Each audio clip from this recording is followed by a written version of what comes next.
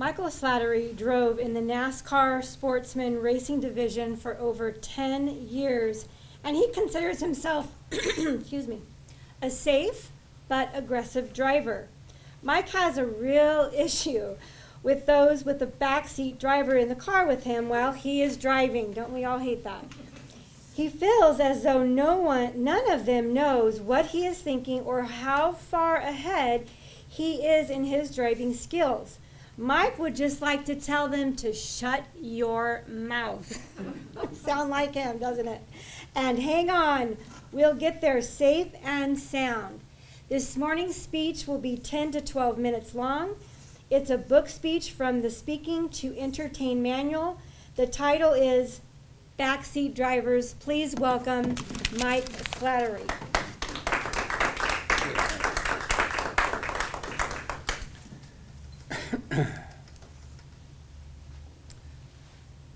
While I was sitting in the back of the room, I was thinking about this time 35 years ago. At that time, I was working for a company called Blackhawk, and Blackhawk made frame equipment for collision repair. I was at the Denver Convention Center doing a convention with General Motors Tool and Equipment. We were to demonstrate our product to the dealers for their body shop. Now, we were there for 4 days, and the convention floor closed at 4 p.m. I went back to the hotel, but rather than go to the room, I went to the bar. And I sat at the end of the bar, and while sitting there, I felt that I would be able to schmooze with some of the dealers that were also in the bar and let them know that our equipment is the best. Well, I noticed coming into the bar was a gentleman who was blind, very well dressed, had the white cane, worked his way to the other end of the bar, sat down, ordered a drink. Bartender brought the drink, and all of a sudden he blurted out, "How would everybody like to hear a dumb blonde joke?" Dead silence. And sitting next to him was this blonde woman who said, "Hey, buddy, let me tell you, I have a black belt in karate. The woman is sitting next to you is a blonde. She is a WWE SmackDown champion. And the woman sitting next to her is blonde, and she is a weightlifting champion. The bartender's blonde, and so is the bouncer. Now, do you want to go ahead and tell that joke?" The man took his drink, grimaced a little bit, took a sip, put it down. "Nah, I don't want to have to explain the joke 5 times.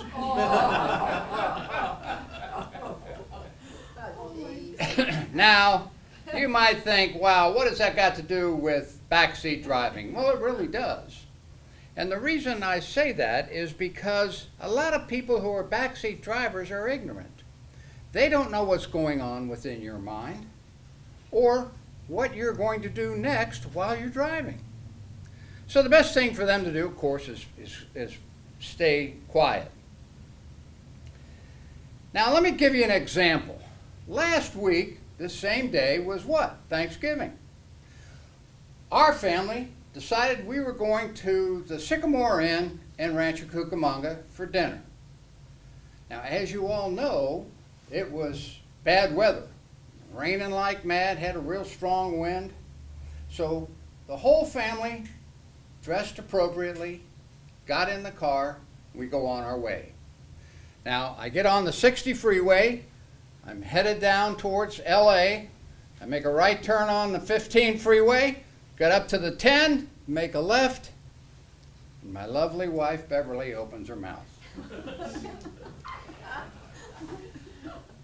"Which exit are you going to get off?" And I said, "I am going to get off on Vineyard." "Oh, no, you need to get off on Haven." I said, Why Haven? Because it's less stoplights and we'll get there quicker. And I said, no, Bev, I don't think so. I'm going to go to Vineyard, and we're going to go there because we're not late and we have a reservation 20 minutes from now. Jerk.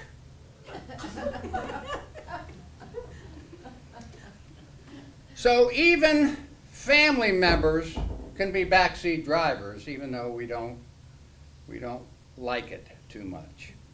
Now, have any of you gone to Costco this time of the year and try to find a place to park? Oh man. But now you have to realize that finding a place to park for my lovely wife means you have to be one space away from the store entrance. Now, as you know, when you go up the first aisle in that parking lot, there is no way you're going to find a place to park. 2 nights ago, it was Monday or Tuesday night, 6 o'clock, we go to Costco. Bev is driving. She can't find a place that's near the store entrance. So by my watch, 15 minutes, we're cruising the parking lot and we can't find a place to park. My belief, shut your mouth, don't say anything, I'm not a backseat driver. We finally find a place that's near the store entrance. She pulls in, and I just couldn't contain myself. I said, you know what, Bev, if we had parked down there where we found the place, we would have had our shopping done, we'd be on our way, and we probably would be home right now.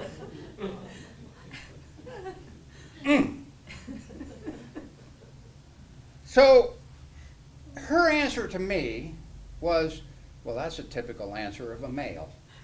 You just don't understand.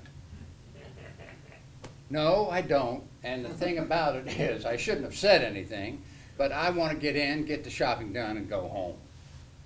Relax. So again, I was a backseat driver at that time, and I shouldn't have said anything. So, who is a backseat driver? Backseat driver is one who gives unwanted and unneeded advice, and sometimes a little bit of criticism.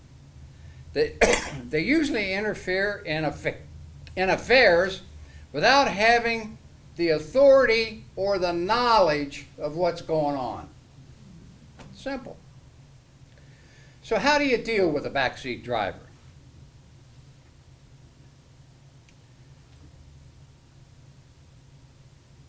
An example would be you're driving on the freeway. You're going with traffic. It's about 80 miles an hour, 70 to 80 miles an hour. The passenger you're with looks over at the speedometer and says, "Do you know how fast you're going?" Well, yeah. Speedometer says 80 miles an hour. Well, the speed limit's only what? 65. Oh, no, it's not. You obviously do not realize that the governor a week ago signed a bill that said the new maximum speed limit in California is now 85. So would you please be quiet and allow me to drive? Now, we all know that's not true. But at least you can get this guy or this backseat driver to shut up. None of his business. We're driving and everything is fine. Another one, another example is you're driving along, you're headed someplace that is unfamiliar, but you have a general idea of where you're going. And the backseat driver says, do you know where you're going? And you tell him, well, I generally know. He said, well, let me tell you how to go. When you get off the exit, you make a right, then you go down about a block, make a left, you get to the Kentucky Fried Chicken, you make another right, and we're there. Well, that's not what you had in mind as a driver. You were going to go in a little different direction. But rather than tell them to shut up, here's a thought. Ask them if they have an iPhone. And they said, well, yeah. Well, I'll tell you what we can do. Put in the address where we're headed, and we will both understand when Siri tells us how to get there. Then there is no question where we're going and how we're going to get there. So we'll both listen to Siri.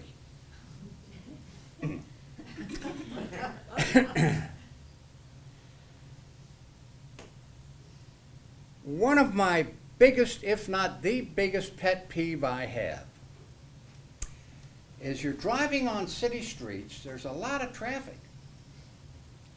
And as you're driving, you're noticing that the traffic stops and goes and stops and goes. And the passenger, every time you're doing that, is going,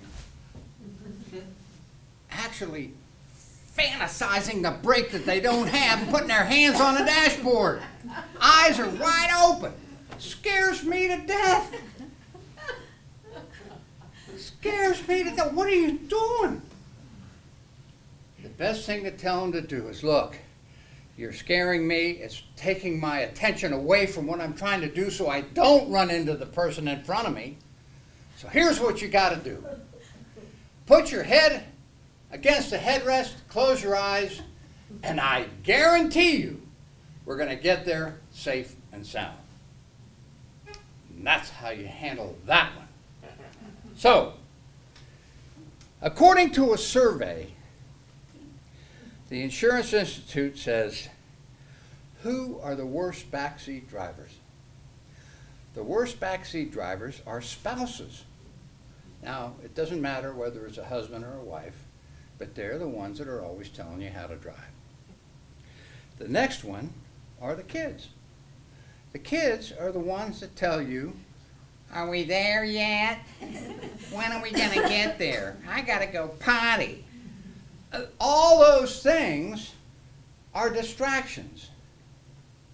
So the one thing I want you to remember is when a backseat driver starts talking, telling you where to go, just remember the blind man at the bar. Nah, I don't want to have to explain it to you. Madam Toastmaster.